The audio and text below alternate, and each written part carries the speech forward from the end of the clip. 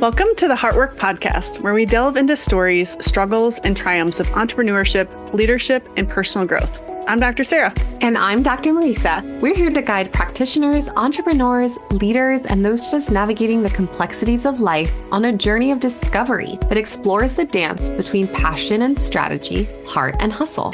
With candid conversations, insightful interviews, and plenty of laughs, get ready to uncover how leading with heart can transform your business and life. Let's dive in. Welcome back to the Heartwork podcast. Guys, we are going to get real today and have some fun. Literally, Marisa and I were just prepping for this episode and talking in real time and said we really probably should have just been recording. Past 10 minutes was pretty much the episode. So here we go. We are going to have some fun and really talk about kind of just this idea of finding your hell yes. But sometimes in that hell yes means just the discovery of what it means to process in something, not necessarily the hell yes of, oh, I have my decision.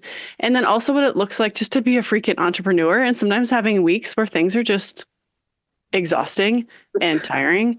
And we're real humans in this too. So this conversation is going to be about finding that hell yes and how to make decisions, finding it with rest, with clarity, and with intention. So we're just going to kind of dive in and have some fun with y'all. So let's do this thing. Oh yeah. It's funny because we've been connecting over this week and I've just been sharing how flippin' exhausted I've felt. And there are multiple factors in that, right? Like we're in no, we're not in the immediate startup, but we're still closer to a startup phase than we are really in. We're like between that startup and scaling phase. And so there's just a lot of navigation through that, adding new team, training new team in the day-to-day of the business. And then you've got like the hottest week that it's been so far this year. We got the full moon coming in strong today. My cycle moon has been going great this week. So like all the things and the hormones, the emotions are fleeting in. But it's so interesting because sometimes I really do, as the leader, the owner, the doc, the manager of all the things business in my day-to-day work life, sometimes I have to take a sit back and recognize, are the things that I'm thinking are in front of me and happening in the practice actually the things that my other team members are experiencing or the things that my practice members are experiencing? Or is it just me projecting my own BS and ability to properly manage my own life and properly delegate within my business that's affecting me? And that's where I'm lensing or viewing what's actually happening. Right. And so I had to just take a moment, and we usually do trainings on Tuesdays. And so what I did was Monday night, I just ended up typing out like 25 different questions. And it's June, so we're like midway through the year. So I said, this is actually the perfect time to do a mid-year check-in and a mid-year vision casting for this second half. Because there's a lot of questions on my brain in the scaling mode. Like, do I need more team, or are we actually at the time for another doc? And this would be the first time that I would have another doc in my practice. I've always been the solo practitioner. Are the things that I'm feeling aren't happening in the practice actually happening? I'm just not aware of it because here I am trying to adjust and be with patients and practice members, but I'm also trying to manage my team and we're training new teams. So I'm also wanting to make sure that they always feel supported, or if a question happens and they don't have an answer, that they are not flustered. But then me trying to pay attention to what they're doing gets me flustered. And then I get like hawkish. It's like I'm like peering over, and like trying to manage. Yeah. And then that's not my job. And then that doesn't make them feel trusted. And then that affects team culture, right? Because they're like, I got this, or I handled that conversation 5 minutes ago, doc, go freaking back to your adjusting room and stay there. Like it's just so interesting, the things that you think are happening. And I had one situation where I was getting a little like internally peeved by seeing like conversation happening a lot at the front desk. And I was curious if the task that I had put in place for a specific team member actually was getting done. And when I was doing adjustments that evening after that team member had approached me and said, yep, I got everything handled from this to this time, and I'll get the rest handled while I'm home. So it's all set, ready, and locked and loaded. And I was like, good thing I didn't blow my casket, because meanwhile, I'm thinking that this person isn't accomplishing something, but they've already got it A to Z done. Yeah.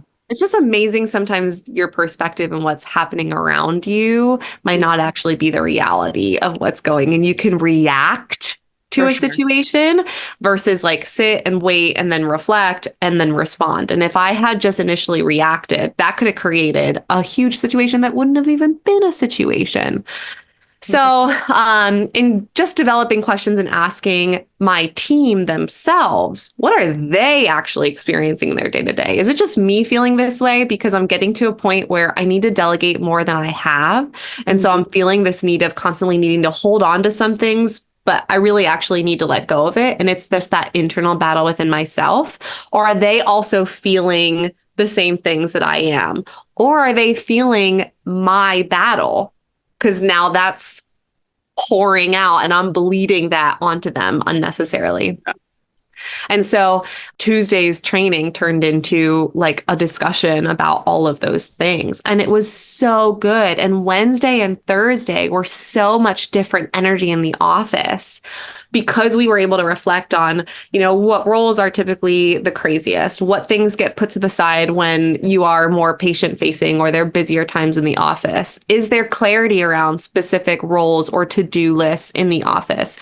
Do we need support? Does any role specifically need support? What do you think Homestead needs to level up into that next place? What do I need to do and work on myself internally to be that better leader for Homestead? How can I help you level up? What are your professional goals over the next 6 months? What are your personal goals over the next 6 months? And just various versions of those questions to get more of an understanding of what actually is going on in the nitty gritty versus what I may just be feeling or what I may just be thinking or projecting on. And it allowed us all to really connect and then just get real with each other, right? Like, Doc, we need you to just focus on what you're doing and trust that we've got what we're doing. And I was like, in order for me to do that, I have to trust that you feel confident and that you feel clarity around what it is that you do need to do, because we are in transition. And even though someone might be in this role and someone might be in that role, well, they're still training. And so those roles quickly get flip-flopped. And then it's managing all of that processes. And I just never want them to feel like I'm not approachable or I'm not there to help pull up the slack if you need it and I have to do something that's not in my typical role. And they're like, but that turns into a little more micromanaging than we can handle. It's like, okay. And so then even the next day, because we use Slack to communicate with each other, they created a Slack channel that doesn't involve me, just for the team. I love it. And immediately I felt my like internal organs like constrict. And I was like, you mean I'm not included in a Slack message? What? And they're like, you don't need to know when so-and-so is ready for their tour, or if so-and-so had their driver's license scanned, or, hey, we need more toilet paper in the bathroom. That just notifies you constantly at the computer and creates an orange signal, and you're feeling like you need to go address it, and then you read it, and then it's not anything even for you, and now you're distracted, and you're not given the best adjustment because you're focusing on other things. And so I was like, I love y'all so much. Even though this is like it was like painful, but it's a good, painful growth, right? That's a necessary thing that we need. If I eventually get other doctors in there will be a doctor chat where we're chatting about things about patient care that the team doesn't need to worry themselves about. Just like they are going to handle things like, hey, we need more black ink for the printer. Can you go to the back and get it? That I don't need to busy myself with. So like, I loved them so much for taking that initiative. That was super awesome. While at the same time, I like felt in myself, oh man, this is something I've never done before or never given them authority with. But they just took it, and it's actually for a really positive and good thing. And it sees and it helps the whole system as a whole. So it was amazing how you can view situations happening, how you can work yourself up in your brain about what is being done, what's not being done, who's productive, who's not productive. When actually, if you take that step back and you just connect and you just ask different questions of yourself and of your team, you can really find out what are the true needs and what is just you not letting go when it's time to let go. And I felt so much more rest and so much better over the last 2 days than I have had over the last couple of weeks, just simply because it was handled from that place, and it was handled from a place of rest and reflection versus a place of like accusation or like reaction. Right. I love that because you just summed it up, because in the same sense, it's really quick in our society. We can be really quick to make decisions really fast based on, like you just said, the inner turmoil that's basically bleeding out based on our own stuff, what's happening in our life, and it bleeds into everything else. And then also just the view of the world. It's like you either need to, at this stage of your practice, you need your team to be doing this so that we can get to the next thing. And it's like, it's this easy little process that can kind of make you go down this like little hamster wheel rat race type process. And gosh, I 100% know what it's like to be in a lot of that. I mean, we've had to navigate that now, and almost being 9 years into practice now. And you and I have talked about this a lot, that's being an entrepreneur or being a business owner is really and truly not for the faint of heart. And this can also, for everybody that's listening to this is relevant for a leader. This is relevant for a manager. This is relevant for just somebody showing up to work. It's not always easy just to come up and show up and be your true, authentic self. But then on the same side, when you are actually running a team, running the bills, making decisions, you have a husband, have a partner, you have relationships in any sort of fashion, you have financial obligations, all these types of things. You have decision after decision after decision. There truly is a thing called decision fatigue and exhaustion around it. And being an entrepreneur and a business owner, which we've both danced in, is not always really easy. And it's not always all the glam. It's not always super fun. There's so much joy and there's so much incredible things that come out of it. And really, I want to share a story that kind of aligns a lot with what you're talking about, but also at the same time, like how we've both kind of navigated how to make some decisions when it comes to feeling the pressure and feeling the space of what it's like to feeling like society or family or relationships are like cueing you in to make a decision, when in turn that doesn't always have to be in the same like lane or speed to which we may think that it needs to be in. Because ultimately, then at the end of the day, like we can keep running, keep doing it. I know you and I have a very large tank to keep going.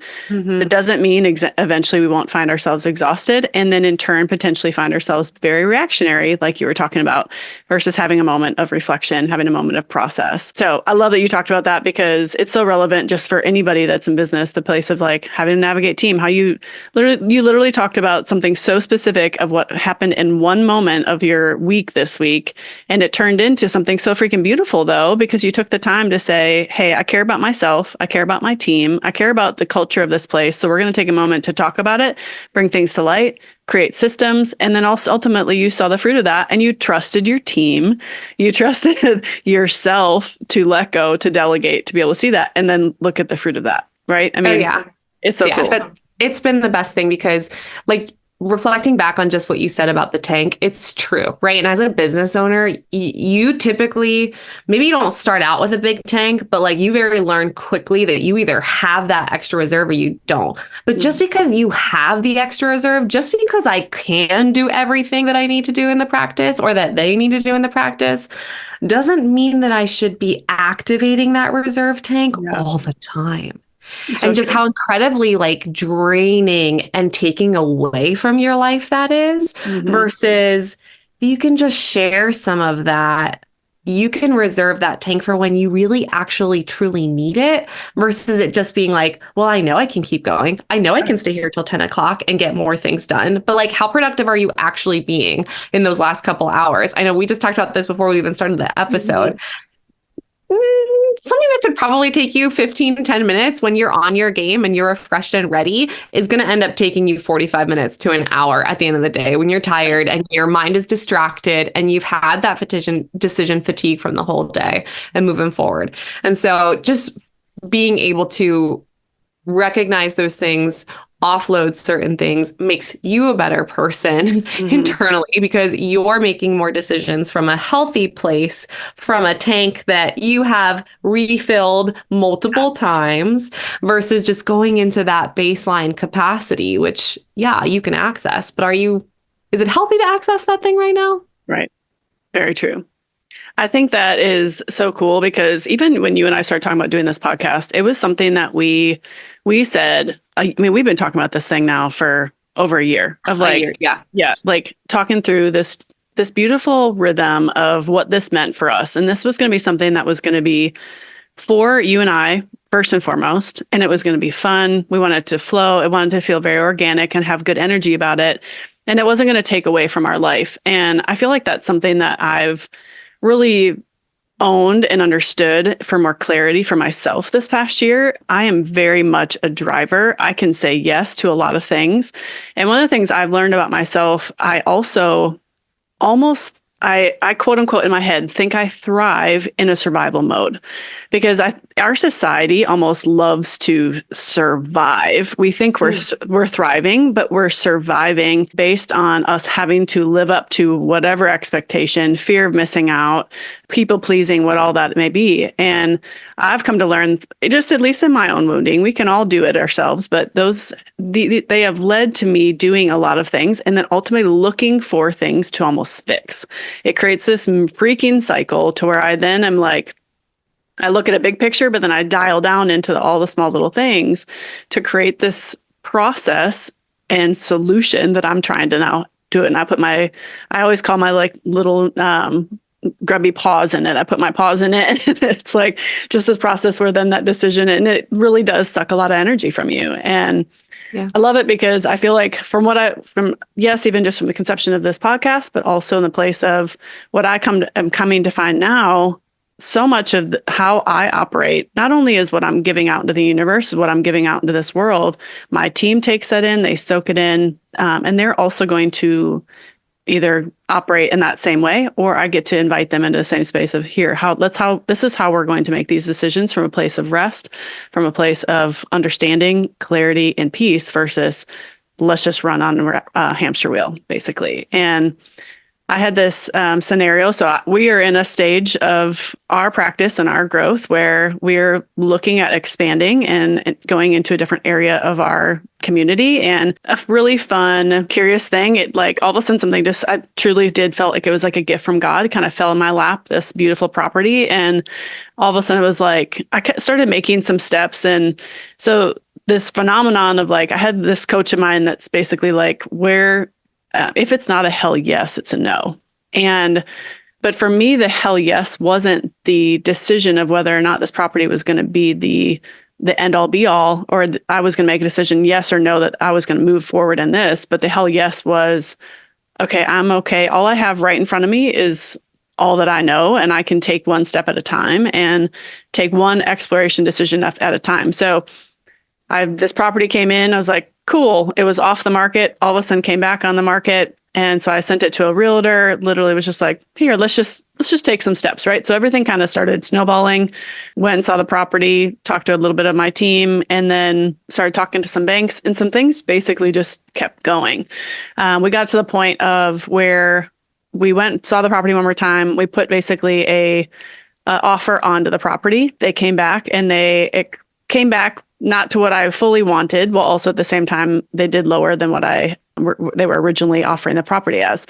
And this was on a Friday, and my realtor was like, okay, well, let me know tomorrow morning. And I'm like, in that moment, so anybody that's listening, if you ever feel a moment of like panic inside or feel yourself like clam up, get sweaty, get tight, like I would just invite you to watch your body, like in that moment. If you're like feeling like that place, like that's not a space to make a decision from, right? No. Like, and I was very aware of my body and was very aware in that moment that I'm like, cool, I probably will not be talking to her tomorrow, but I got off the phone. The next day was a Saturday. For one, also the sellers were on vacation. Why would I talk to them if they're on vacation? No. I like my vacations too. I'm not going to talk to anybody. So I sent a message to my realtor and was like, hey, I'm going to the lake this weekend. Probably not going to get anything back to you. And I literally didn't talk to her again until Tuesday, but come Sunday, I was feeling this like temptation to really get back into this place. I'm like, oh my God, if I'm going to make this decision, I got to finish all these freaking documents for the bank. I got to build out a business plan. I got to do all these things. Plus I got a freaking office to currently run. I got team meetings coming up this next week. I have, like all these other things that are just happening every single moment of your day. That stuff doesn't stop. Right. And so I talked to my husband. It was just like, what are you feeling about this? He's like, he actually asked me, he's like, have you taken any quiet time just to go like reflect on it? I was like, nope, I'm going to go see my horse. And so I, in a matter of a moment, got ready and I'm like, I'm just going to go out. And so if anybody has horses, they're just incredible sentient beings, regardless of whether you have a horse or not. This was an invitation for me to just go spend some time and reflect and spend some time with myself outside of everything else. So I literally sat with my horse for about 2 hours, and I feel like God downloaded some stuff in those 2 hours and just kind of reminded me a lot about what I've been seeking this past year has been out of a place of organic, flowing, trusting, peaceful energy. And I desire that type of energy around my decisions at the same time. And my horse, literally, I was sitting on the ground and we were under this beautiful canopy of trees. And there was, in her little herd, there's like 10 horses and everybody's kind of sleeping, kind of moving around a little bit. And she truly stood like right above me for 2 hours. She'd get pushed off by a couple horses every now and then, and she would come back and like would just stand right above me and sleeping, just kind of like hanging out there. And for one, I felt like God was like reflecting in that moment of saying like, for one, I'm here. Obviously, he's always there. He never leaves. He's always with me. But it was that space of like protection and provision that I felt from her that was very calm, very quiet, very restful. I didn't have to do anything. And in that space on that day, because work, when you make decisions, some of the stuff I've realized, it's like the work doesn't necessarily stop. Doesn't mean you just sit back and twiddle your thumbs and la-di-da and let God just do it, right? That's not realistic, and that's not how our universe works or humanity works. Mm-hmm. But it's how we operate in those spaces is what matters. And so I left that place knowing like, you know what? No, I don't have an answer. The answer I do have is that I am okay with the hell yes of continuing to process and to continuing to journey and to continuing to say, man, I don't know the how, I don't know the when, but all I know is what I have right in front of me. And so I'm going to keep making those steps and those decisions from that space.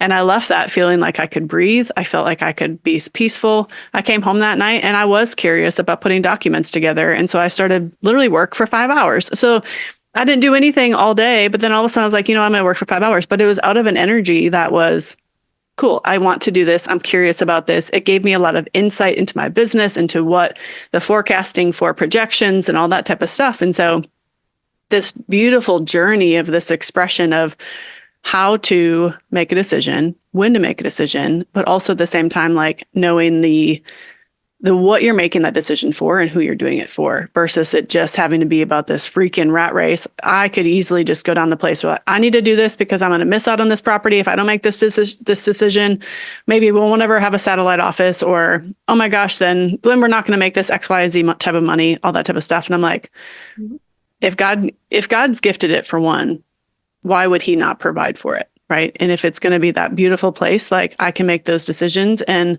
I would rather be in alignment versus ahead of what God's trying to do. So it was a really beautiful, beautiful, beautiful place of just trust and understanding what that clarity can feel like, what you can experience with it. And it's just been a beautiful thing to continue to roll in. And then ultimately how you just do your normal life, like you just talked about, right? Like we both know what that's like, to take moments of stepping back and really spending time to like help your heart connect with what you're trying to do and what your mind's trying to tell you. So.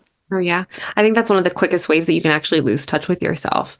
I mean, there's so many people that wear urgency and busyness as like a badge of honor, right? Totally. I mean, even just thinking about myself, like I grew up, my parents got separated when I was younger. I moved to a new school. We moved a lot as kids. So even just reflecting back, I mean, we moved when I was, 4 to Connecticut. Then we moved again when I turned 7 to South Jersey. Then we moved again to a bigger home. And then when my parents got separated, I moved before I was a freshman in high school. And it was like all these things. And I was like, well, I survived that. So like, I'm awesome and I can do anything. Oh, I did band and orchestra and dance team and cross country and soccer and worked and blah, blah, blah, blah, blah, all at the same time. I can totally do that in college and I'm awesome. I'll be a resident assistant. I'll do 10 different clubs. I'll get my major and 2 minors and study abroad and blah, blah, blah, blah, blah. And all these lists of things, right? You like accumulate and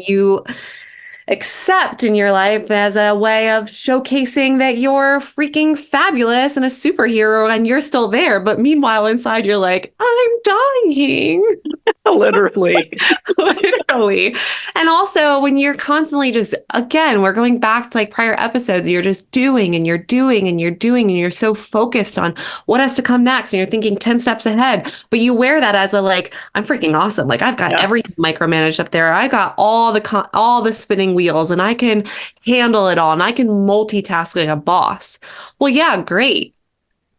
What does that actually mean when all that shit is like out and done? Right. What do you do at the end of the day? Yeah. Like, what does that mean for anything else that you want to do? And are you actually showing up for those things at your actual best? Or are you showing up half-assed for all this random stuff that you have because you're not actually fully present and you're just going through motions in your day-to-day? That's why I think so many people look back and they're like, where did the time go? It's like, what do you mean? Where have you been for the last month? Right.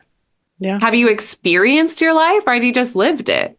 Yeah. Are you living the length or are you actually living the width of your life? Right. Mm-hmm.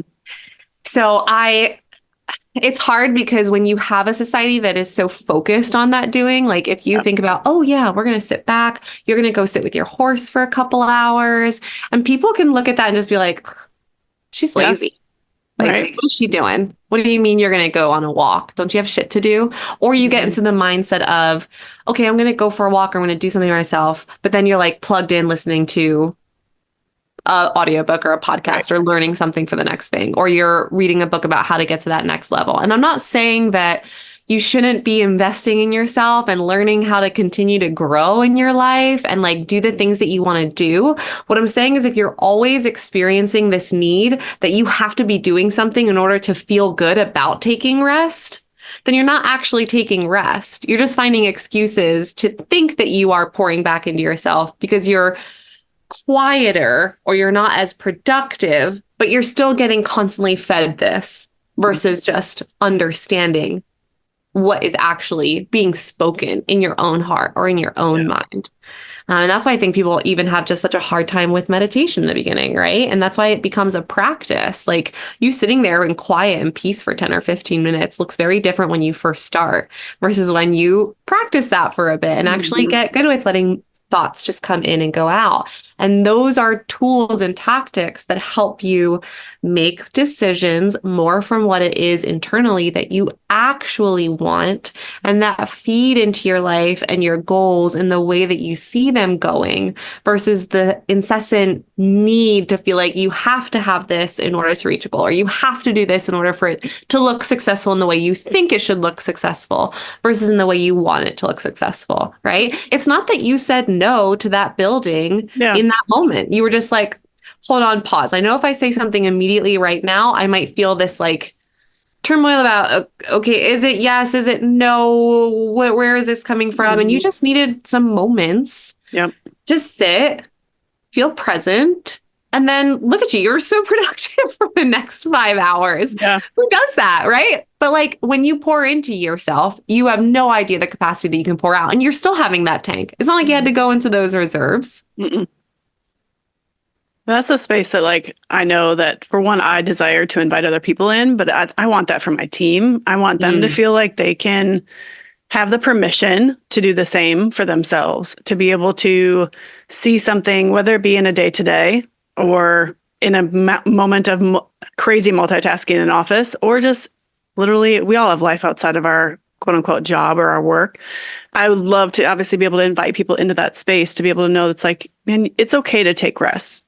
There's a lot of doing that we all do no matter what, but it's okay to be able to give ourselves the space to say, maybe in this one little moment, I can actually understand what your heart's saying and what's in front of you versus what's, like you said, 10 feet in front of you.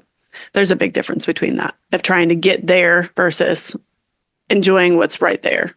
And in the present moment, that's all you have. Totally. I love it. I think that's such a relevant topic for us right now in this week. And the things that we've just experiencing in our lives and have shared with each other that we just really wanted to take a moment to share it with our community and invite them to evaluate the ways that they show up in their lives. Because again, I mean, truly, every day is a gift. And every day we get to wake up, and it's that place of saying, I don't need to do this. I want to do this, or I don't have to do this. I get to do this. I get to be present. I get to go to work every day. I get to make these decisions. I get to come home to a husband and a dog, and I get to be able to be present. I get to cook food in my home. Like, we are so blessed with so many things, and it's so easy to constantly be chasing after the next, or thinking about what you have to do next and make decisions and constantly move forward. And yes, you will do that naturally because that's life. And we are high achieving people typically that are probably also listening to this podcast. And so there's a lot of beauty in that. Are you doing those things, and are you being present with those because they actually pour back into your heart and truly are making you happy in the person that you are, not the person that you think that you should be? And how can you make sure that you are making decisions in your life or making choices that, again, help you live the width of your life and not just the length of it? 100%. It's so important. I love that. So thank you for tuning in to another amazing Real Talk podcast episode of the Heartwork. If you liked what we shared with you today, again, please subscribe and rate the show. Share it with your friends on social media. We'll see you guys next time. Bye.